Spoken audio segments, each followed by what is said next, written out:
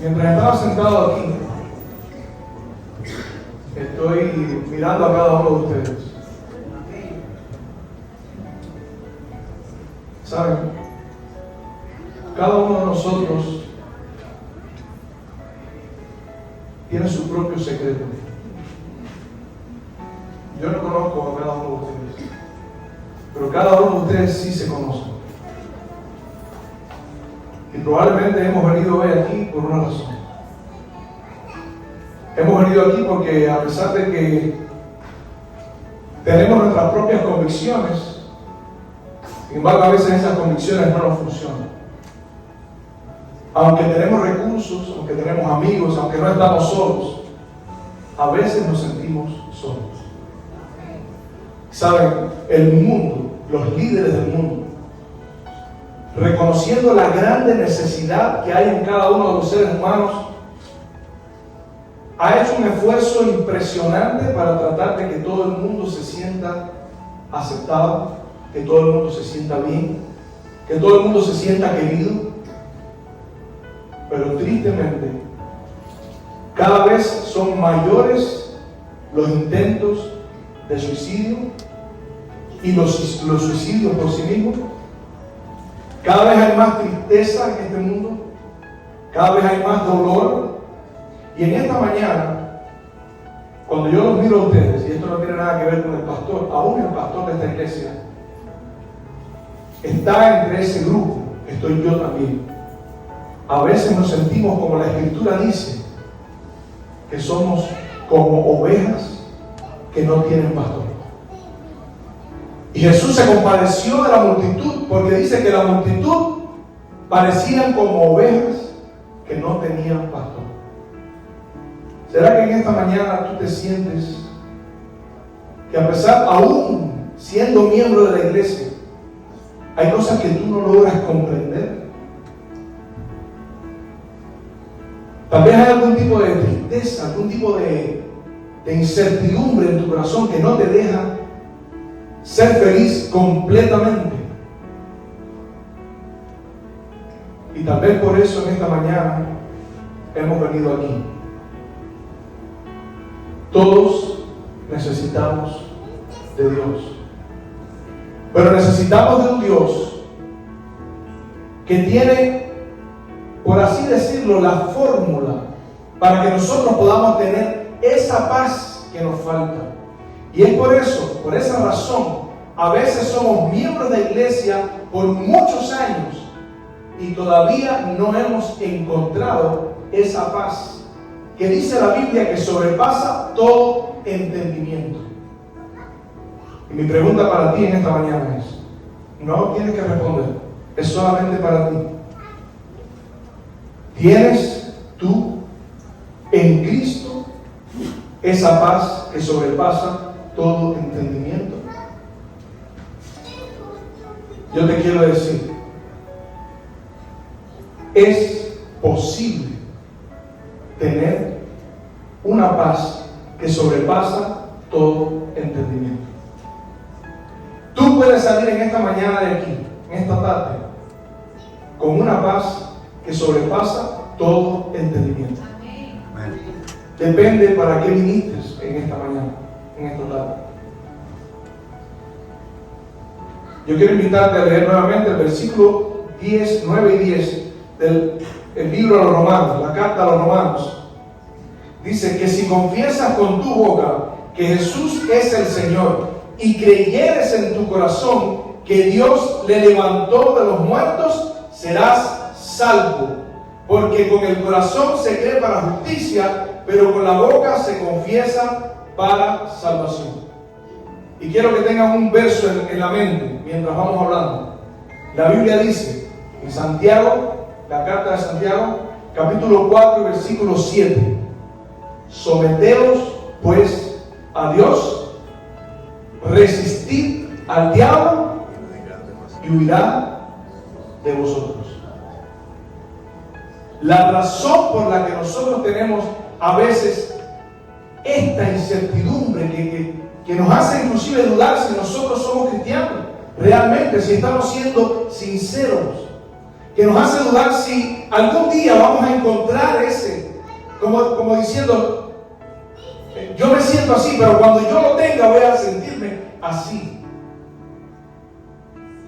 Esa tristeza que la Biblia llama quebranto, desventura. Pablo dice, quebranto y desventura hay en todos sus caminos y no conocieron caminos de paz. Seguimos buscando soluciones, seguimos buscando respuestas. Y el problema, ¿sabes cuál es? Que hay muchas personas que vinieron a la Biblia y les enseñaron un evangelio que no es el evangelio de la Biblia, y tampoco encontraron solución a su problema. Y se fueron a otro lugar para seguir buscando respuesta a su situación. Y esa sí es una situación desesperada. Porque si tú vienes a la Biblia y lo que estás aprendiendo de la Biblia no resuelve tu problema, el apóstol Pedro, un día Jesús le dijo, ¿ustedes también quieren irse? Y Pedro les dijo, Señor, ¿a dónde iremos? Porque solo tú tienes palabras de vida eterna. Jesús dice, yo soy el camino, la verdad y la vida. Nadie viene al Padre si no es por mí. Entonces, si nosotros conociéramos el camino al Padre, un día la samaritana le dijo, Señor, dame esa agua. ¿Eres tú un profeta? Dice, si tú supieras quién te habla, tú le pedirías. Y esa agua te daría la oportunidad de no tener que beber nunca más. Y la Biblia dice que nosotros como pueblo hemos bebido de las cisternas rotas del mundo. Y estamos todo el tiempo buscando esa alternativa, pero no en la palabra de Dios. Por eso es que nos es muy fácil aceptar un evangelio que no es como el evangelio de la Biblia, sino el evangelio que queremos escuchar. Pero Dios, inclusive a veces pedimos y no nos da lo que pedimos porque no pedimos como conviene. Entonces, a la hora de darte un mensaje, Dios no te va a dar lo que tú quieres escuchar. Dios te va a dar lo que sabe que va a resolver tu problema. Por eso es que el cristiano es como una oveja que no saca cuentas con su pastor. Simplemente se refugia en sus brazos, se esconde en la protección, en la confianza que tiene de que ese pastor puede llevarle a donde hay pastos, a donde hay agua, a donde hay sombra. Esa es la esperanza que podemos encontrar si aceptamos el mensaje de la palabra de Dios. A veces la situación es peor, porque es como el evangelio. Tienes la Biblia, sigues vacío. Tienes dinero, sigues vacío. Tienes casa, tienes carro, tienes propiedades, sigues vacío. Entonces, ¿qué queda solamente? El suicidio,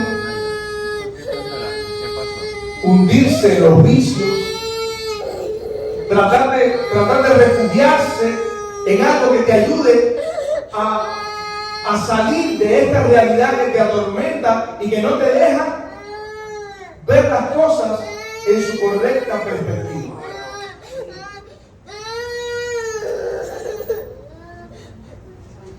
El capítulo 19 del libro de Job. Miren lo que Job dice. 19 versículos 26 y 27.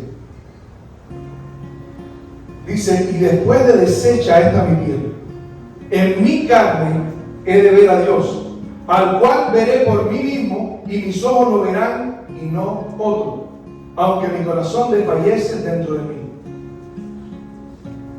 El corazón de Job estaba desfalleciendo, pero él tenía la esperanza de que él vería a Dios. El mismo pensamiento lo expresa el rey David, donde dice, hubiera desfallecido, el mismo principio, si no creyera que veré a Dios en la tierra de los vivientes. Esa era la esperanza que sostenía a los hijos de Dios a lo largo de todas las edades.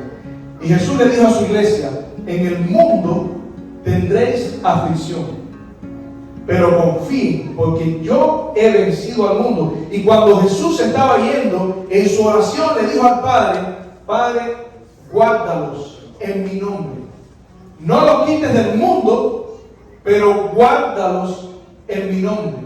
Cuando yo estaba, yo los guardaba. Ahora me voy, guárdalos en mi nombre. Continuamos en el mundo. Continuamos viendo a gente buena que le pasan cosas malas.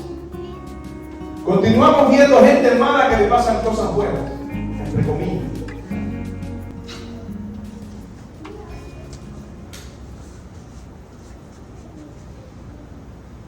Hebreos capítulo 11, versículos 13 y 16. Vamos a leer bastante, si te invito a buscar sus Biblias. Hebreos capítulo 11, versículos 13 al 16. Dice allí: conforme a la fe, murieron todos estos sin haber recibido lo prometido, sino mirándolo de lejos y confesándolo y saludándolo y confesando que eran extranjeros y peregrinos sobre la tierra. Ahora, no sé si ustedes se dieron cuenta, el versículo que leí al principio dice: si crees en tu corazón y si confiesas que Cristo es tu Señor. Y mira lo que ellos hacían. Conforme a la fe, murieron todos estos sin haberlo recibido, sino mirándolo de lejos, creyéndolo, saludándolo y confesándolo. Y el versículo 14 dice: porque a lo que esto dice, claramente dan a entender que buscan una patria, pues si hubiesen estado pensando en aquella de donde salieron, ciertamente tendrían tiempo de volver, pero anhelaban una mejor, esto es celestial, por lo cual Dios no se avergüenza de llamarse Dios de ellos. El centro del pensamiento de los que habían aceptado la esperanza de Dios en su vida no estaba en este mundo. Por eso, lo que yo te voy a decir en esta mañana te va a ayudar si tú estás buscando lo que Dios ofrece. Si tus planes son para este mundo, tengo malas noticias. Este mundo cada vez ofrece menos. Antes había más esperanzas que ahora. Después del 2020 para acá, hemos llegado a la convicción de que no estamos seguros un solo momento de nuestras vidas. Hoy existimos, mañana no sabemos. Por eso a mí siempre me preguntan: ¿cómo estás, hermano? Bien, mi hermano, hasta hoy. Gracias a Dios. Mañana no sabemos, pero no nos interesa, porque estamos en las manos de Dios. La esperanza de los hijos de Dios siempre estuvo en otro lugar. Esa era la esperanza de Abraham. Esa era la esperanza de Isaac. Esa era la esperanza de Jacob. Esa era la esperanza de Pablo, de Juan. Ahí fue donde Jesús mandó a sus discípulos a poner sus ojos. Ahí fue donde Pablo mandó a la iglesia a poner sus ojos. Y cuando Pablo le habla a la iglesia para consolar a la iglesia, le dice: consolaos vosotros con estas palabras. ¿Qué palabras? No queremos, hermanos, que ignoréis que Cristo regresará y los muertos en Cristo resucitarán primero. Luego nosotros, los que vivimos, los que hayamos quedado, seremos arrebatados juntamente con Él en las nubes de los cielos para recibir al Señor. ¿A dónde? En el cielo. Esa es nuestra esperanza. Y miren, increíblemente, hoy en la mañana encontré un paralelismo entre el libro de Cantares y los eventos de la segunda venida de Jesús. Miren lo que dice Cantares. Si yo les leo esto, ustedes no van a pensar en la segunda venida de Jesús. Pero leyendo el texto me di cuenta que tiene más similitudes con la venida de Cristo de lo que nosotros alguna vez pudimos ver. Miren lo que dice. El versículo 14. Recuerden que esto es un libro poético. Con este libro, a través de la poesía, se están narrando eventos que están relacionados en toda la Biblia con la segunda venida de Jesús. Y dice el capítulo 2, versículo 14: paloma mía, que estás en los agujeros de la peña, en lo escondido de escarpados parajes, muéstrame tu rostro, hazme oír tu voz, porque dulce es la voz tuya y hermoso tu aspecto. ¿Qué le dice? Muéstrate. La está llamando, ¿no es cierto? Está llamando ¿a quién? A su esposa. En la Biblia, la esposa, aunque en Apocalipsis la esposa es la Nueva Jerusalén, pero siempre hay una relación entre la esposa y el esposo haciendo referencia a la iglesia. ¿Y por qué la llama? Mira la razón por la que el esposo llama a la esposa. El versículo 10 dice: mi amado habló y me dijo, levántate, oh amiga mía, la está llamando nuevamente, hermosa mía, y ven, porque he aquí ha pasado el invierno. ¿Qué cosa es el invierno en la Biblia? Es el fin del año. Después viene nuevamente la primavera. Bienvenidos. Después viene nuevamente la primavera. Y eso representa, el invierno representa el dolor y la tristeza, la sequía, la muerte. Y ustedes dirán, ¿cómo tú? O sea, ¿de dónde sacaste eso? ¿Qué fue lo que le dijo Jesús a la iglesia? Cuando veáis todas estas cosas, sabed que está cerca a las puertas, ¿no es verdad? Pero ¿de qué está hablando Jesús? Jesús está hablando sobre la higuera. Dice, de la higuera aprended la parábola. Cuando sus ramas están tiernas y florece, sabed que ya el verano está cerca, ¿no es cierto? Miren lo que dice en Cantares. Cuando se acaba el invierno, dice, porque aquí ha pasado el invierno, se ha mudado, la lluvia se fue, se han mostrado las flores en la tierra. Está floreciendo después del invierno. Y dice, el tiempo de la canción ha venido. ¿Qué es lo que van a cantar los redimidos cuando Cristo venga por segunda vez? El cántico de Moisés y del Cordero. ¿Cuál fue el cántico de Moisés? Cuando salieron del Mar Rojo, ahí ellos cantaron por la liberación que Dios había hecho con Egipto, de Egipto. Ahora dice, el tiempo de la canción ha venido y en nuestro país se ha oído la voz de la tórtola. Y ahora viene el vínculo con Mateo capítulo 24. La higuera ha echado sus hijos. Y ustedes dicen, pero todavía no hay mucha confirmación de eso. Bueno, miren lo que dice el capítulo 3, versículo 9. El rey Salomón se hizo una carroza. ¿Quién es el rey Salomón? El esposo. El rey Salomón se hizo una carroza de madera de Líbano. Y miren la decoración que le hizo. Hizo sus columnas de plata. ¿Qué representa la plata en la Biblia? La salvación. La plata representa la salvación. Su respaldo de oro, su asiento de grana, su interior recamado de amor por las doncellas de Jerusalén. ¿Qué dice ahí? ¿Qué está describiendo? Está viniendo el esposo. Y usted dice, Leo, pero ¿te la estás imaginando? No, está viniendo el esposo. El esposo viene a las bodas a encontrarse con su iglesia. Mira lo que dice el capítulo 2, versículo 9, es el mismo contexto. Mi amado, el versículo 8, la voz de mi amado. ¿Qué es lo que dice Juan cuando le preguntan si él es el esposo? Dice, no, yo soy el amigo del esposo. Y el amigo se goza en la voz del esposo, ¿no es cierto?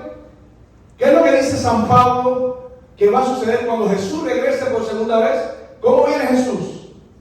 Con voz de mando, con voz de arcángel y con trompeta de Dios. Una vez más, el vínculo. Y mira lo que dice, la voz de mi amado, he aquí, él viene. Otra vez el vínculo. Jesús está regresando por su iglesia. Y una cosa más, en el capítulo 3, versículo 6, ahí mismo, dice, ¿quién es esta que sube del desierto como columna de humo? ¿Qué cosa es una columna de humo? ¿Algunos de ustedes han visto alguna vez una columna de humo, no es cierto? ¿Qué hace la columna de humo? Asciende. Ahora, cuando suene la trompeta, ¿qué es lo que va a pasar con la iglesia? Dice que asciende a recibir al Señor en las nubes.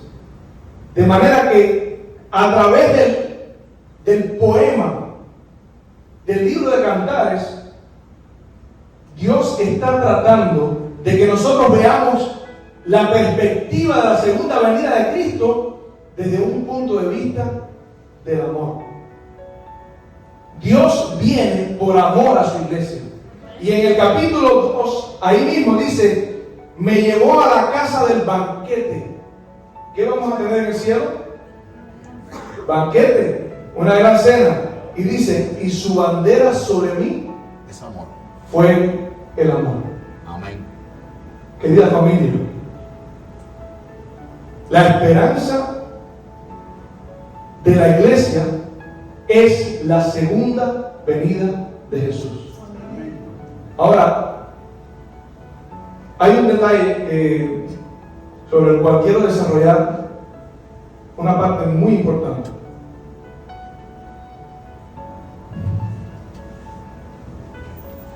Nosotros somos salvos por lo que Cristo hizo por nosotros en la cruz. No existe nada, lo más mínimo que usted pueda hacer para producir la justicia que se necesita para ser santo. Por eso, como no había un solo ser humano en este mundo que pudiese producir esa justicia, la Biblia dice que un hijo nos es nacido y un hijo nos fue dado, y el principado estará sobre su hombro y se llamará su nombre Consejero, Padre Eterno, Príncipe de Paz, Dios fuerte.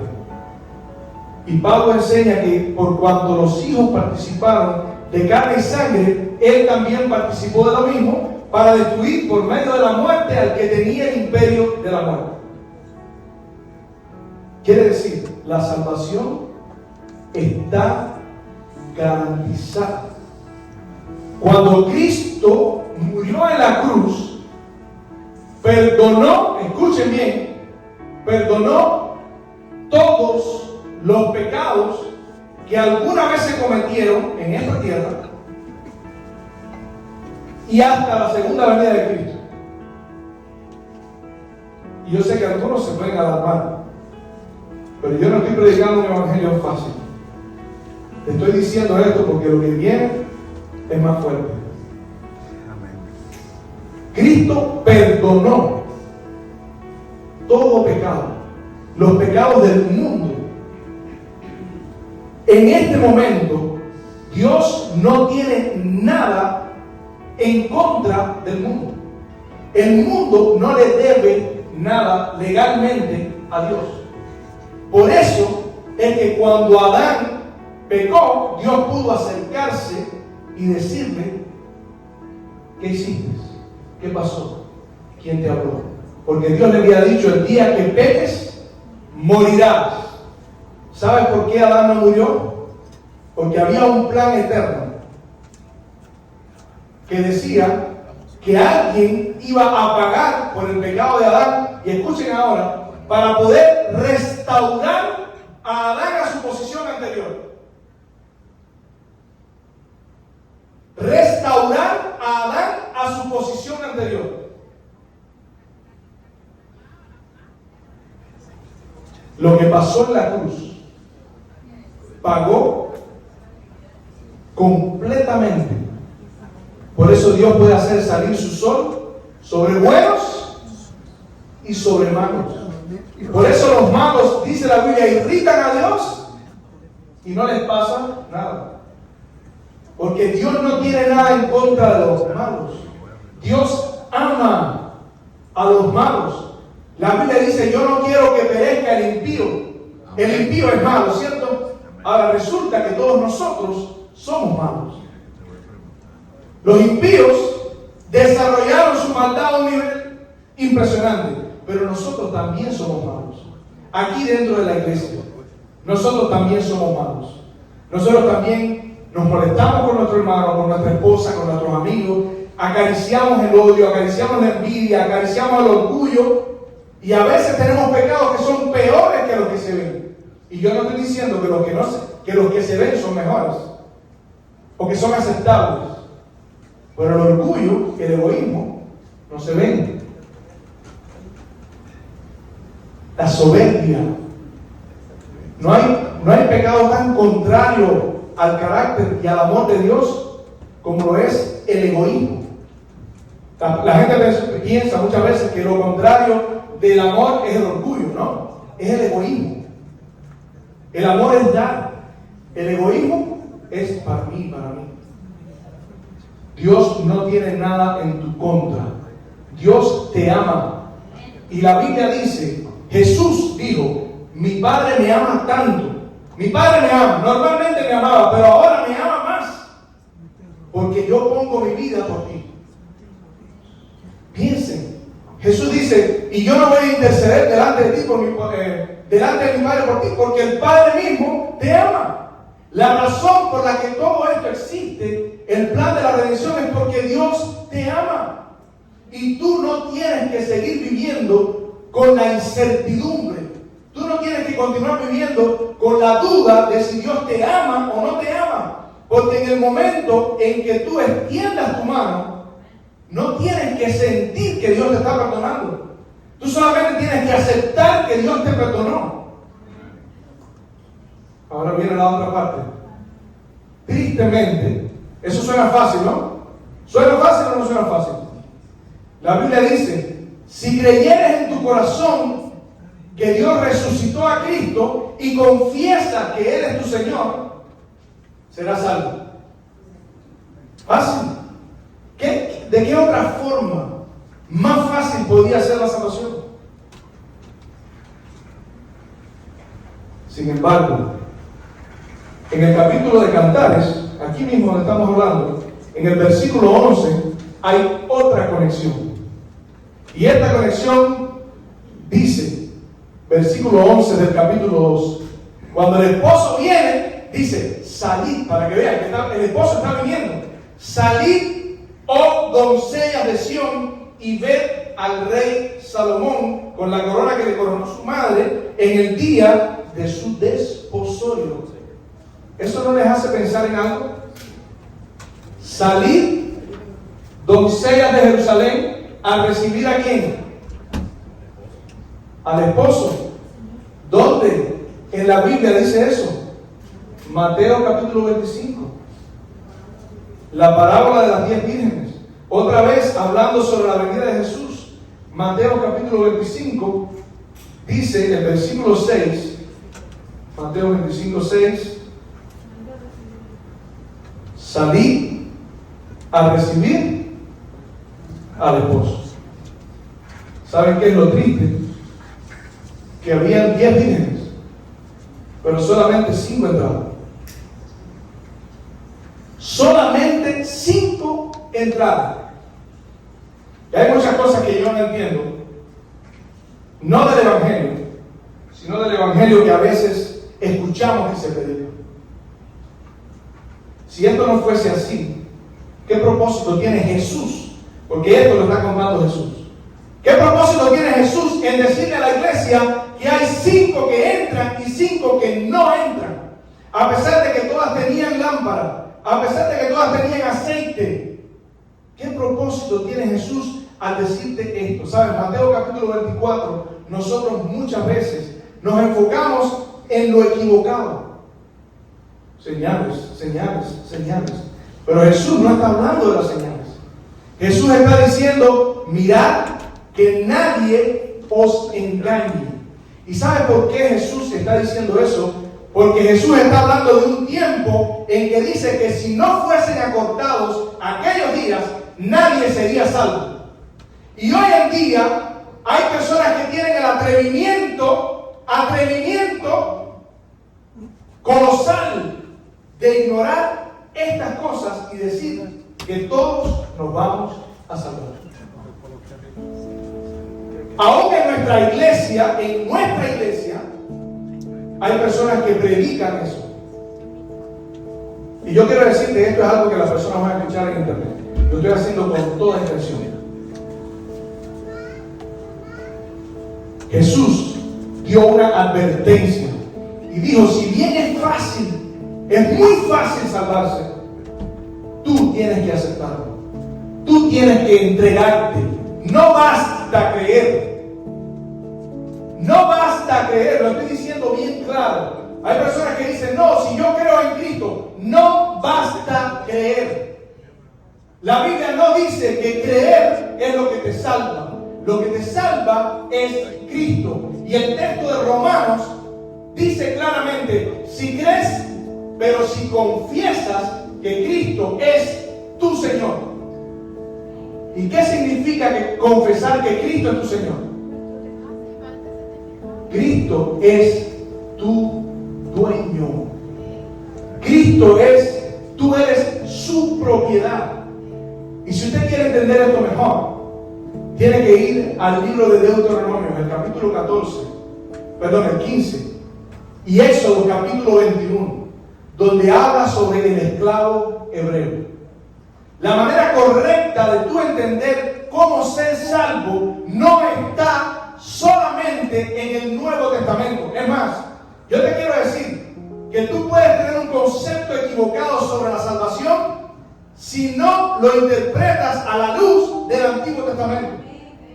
Por eso cuando Jesús le preguntaron, Señor, ¿qué debo hacer para heredar la vida eterna? ¿Qué respondió Jesús? ¿Cómo lees? ¿Qué está escrito? ¿Cuál es el gran mandamiento de la ley? Y cuando Pablo le habla a la iglesia, Pablo le dice a Timoteo, desde la niñez tú conoces las Escrituras. Desde la niñez tú conoces las Escrituras, las cuales te pueden hacer sabio. ¿Para qué? Para salvación. ¿Cómo? Jesús recomendando para salvación el Antiguo Testamento. Pablo recomendando para salvación el Antiguo Testamento. Y dice más, Pablo dice a Timoteo, te encarezco, esa palabra es fuerte, te suplico, te encarezco delante de Dios y del Señor Jesucristo, que prediques la palabra a tiempo y fuera de tiempo. Esa palabra era el Antiguo Testamento, no era el Nuevo. Pablo no le está diciendo a Timoteo, te encarezco que prediques la carta que te estoy mandando. Aunque nosotros creemos que el Nuevo Testamento, por supuesto. Pero todas las referencias que ellos dan es al Antiguo Testamento. Inclusive este texto que yo acabo de leer, léalo para que vean. Vayan conmigo a la Biblia, búscalo. Romanos capítulo 10. Romanos capítulo 10. Miren, Romanos capítulo 10, señores. Miren, vamos a Romanos, la carta de Romanos. Yo sé que estamos al pasado aquí y ahorita mi esposa me va a decir, te pasaste de nuevo. Pero no importa. Miren, Romanos capítulo 3 está hablando sobre la salvación. ¿Y qué dice? Capítulo 3, versículo 4. De ninguna manera antes bien sea Dios veraz y todo hombre mentiroso, como está escrito, para que seas justificado en tus palabras y venzas cuando fueres juzgado. ¿Qué está citando Pablo? El Antiguo Testamento. Ejemplo de fe, ejemplo de salvación. Romanos capítulo 4. ¿Qué pues diremos que halló a Abraham, nuestro padre según la carne? Dice aquí, fue justificado ¿cómo? Por su fe. Su fe le fue contada por justicia. Amén. Ejemplo de justificación por la fe en el Antiguo Testamento.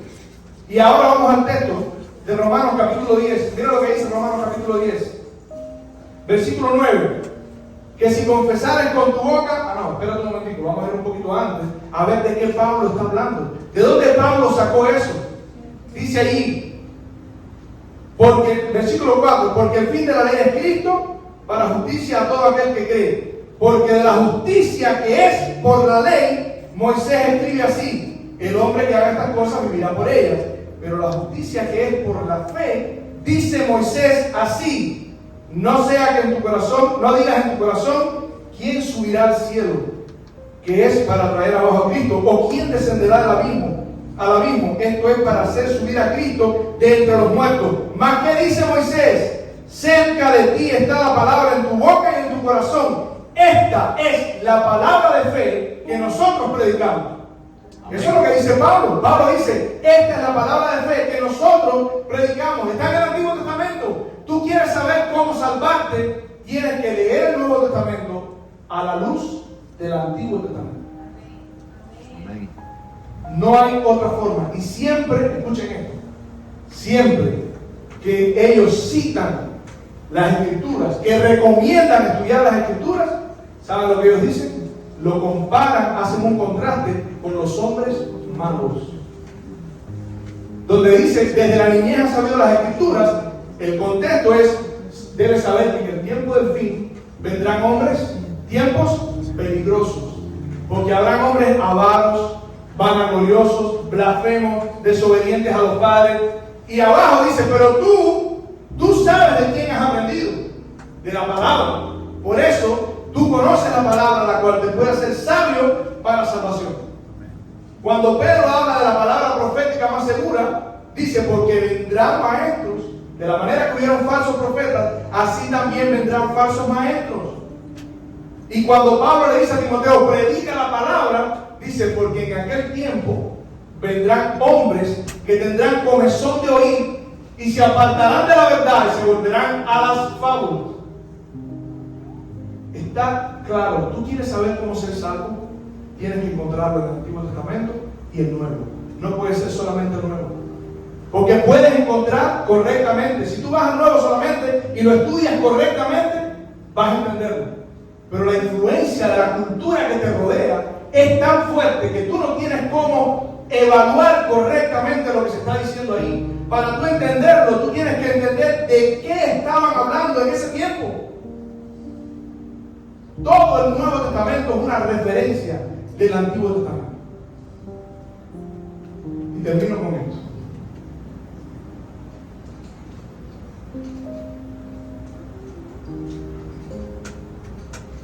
A veces dudamos de si somos lo suficientemente sinceros para clamar a Dios. Porque hay una naturaleza terrible dentro de nosotros. Es una lucha, es un conflicto, es una pelea permanente que a veces nos convence de que Dios no puede amar a algo así. Cuando la Biblia habla de conversión, la Biblia dice convertidos. Quiere decir, aunque Dios convierte nuestros corazones, también la Biblia dice convertidos. Conviértete a Dios. Y esa conversión tiene que ver con lo que mencioné ahorita sobre el esclavo hebreo. El esclavo hebreo, familia, era una persona que se vendía porque no tenía otra alternativa. No tenía cómo sobrevivir. No tenía cómo sostener a su familia. No tenía cómo pagar sus deudas. No tenía cómo pagar por las cosas que le quedaban.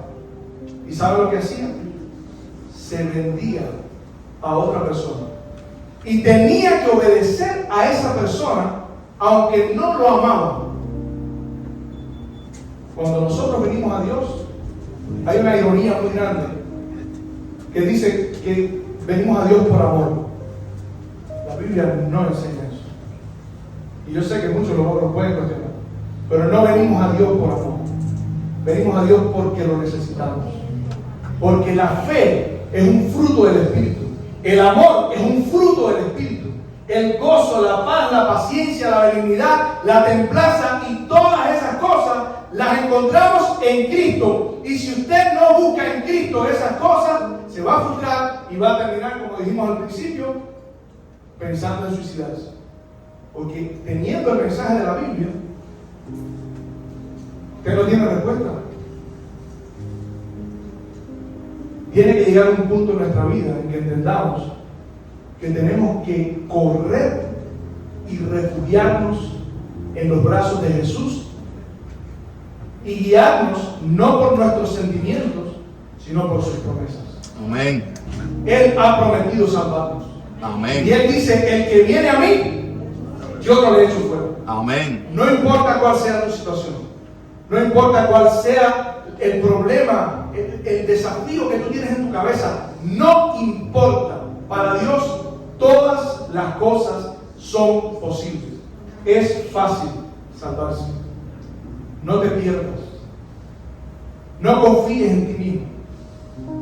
No busques en tus propias fuerzas. Refúgiate en Dios y confía. Estudia su palabra para que lo conozcas, para que aprendas de Él. Hace unos días hablé con un amigo que probablemente va a ver este mensaje. Y me dijo, yo estoy leyendo aquí, yo leo aquí, yo leo aquí, yo leo acá. Y le dije, ese es tu problema. Tú lees aquí, lees aquí, lees acá. Yo leo aquí. Amén. La Biblia y solo la Biblia. Esto es como un ancla. Amén. Cuando el viento de la cultura viene, hoy en la cultura en la que nosotros estamos viviendo, que está arrasando con los principios de la palabra de Dios, usted se aguanta de la Biblia y es inconmovible. Es inconmovible. Y tenemos que volver a las Escrituras.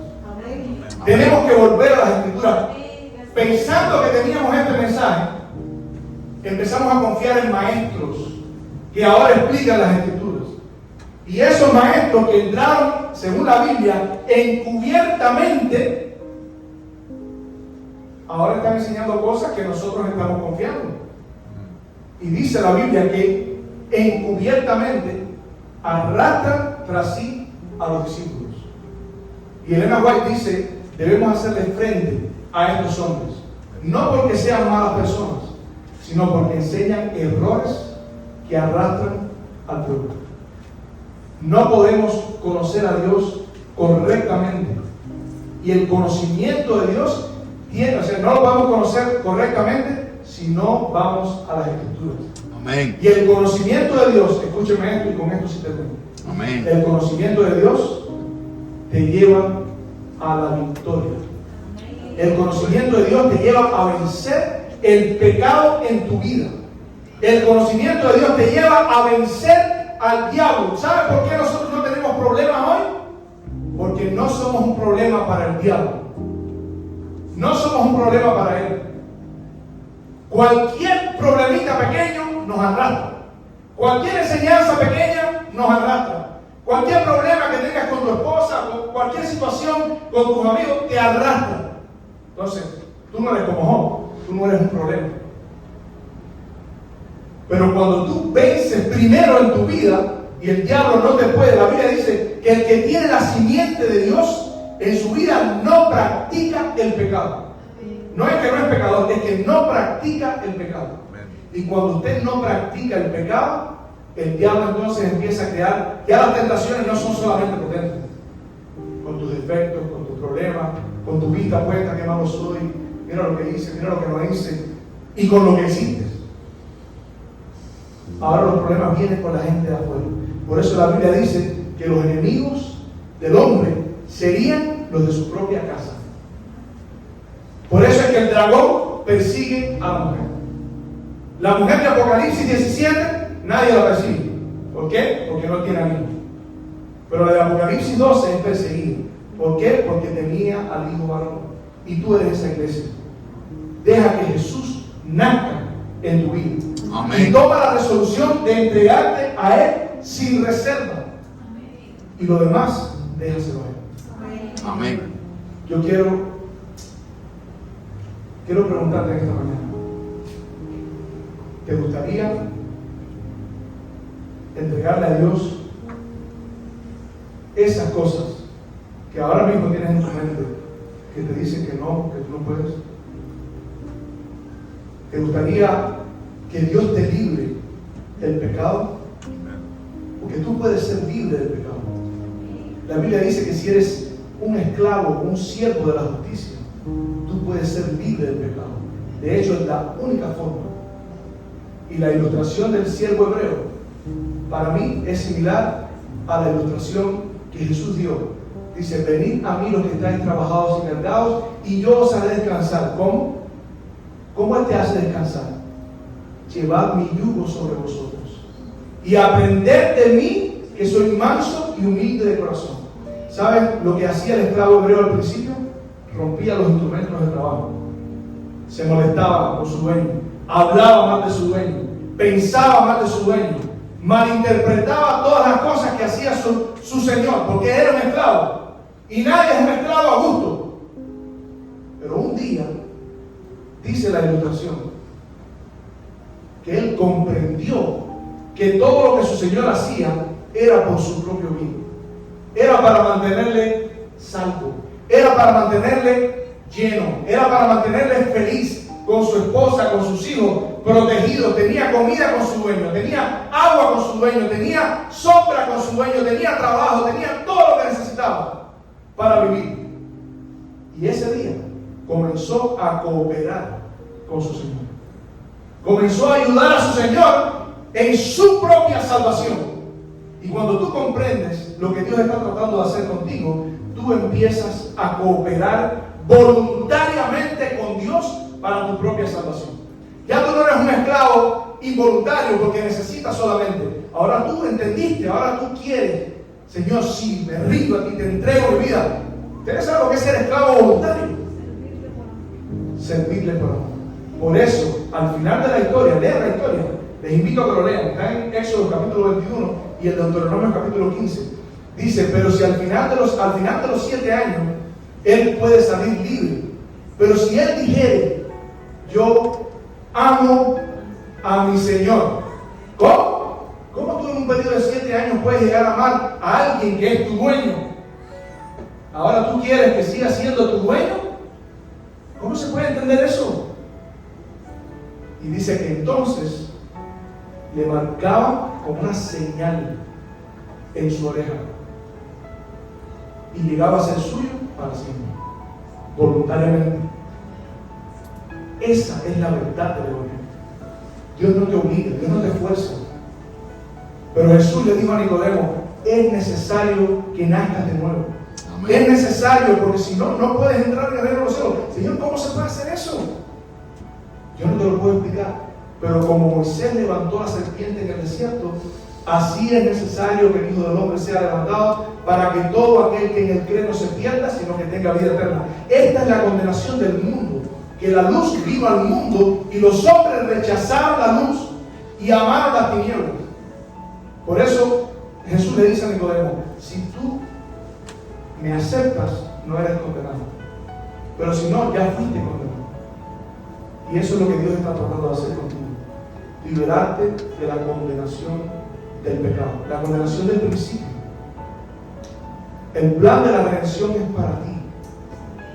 Sé salvo. ¿Te gustaría ser salvo en esta mañana, en esta tarde? Amén.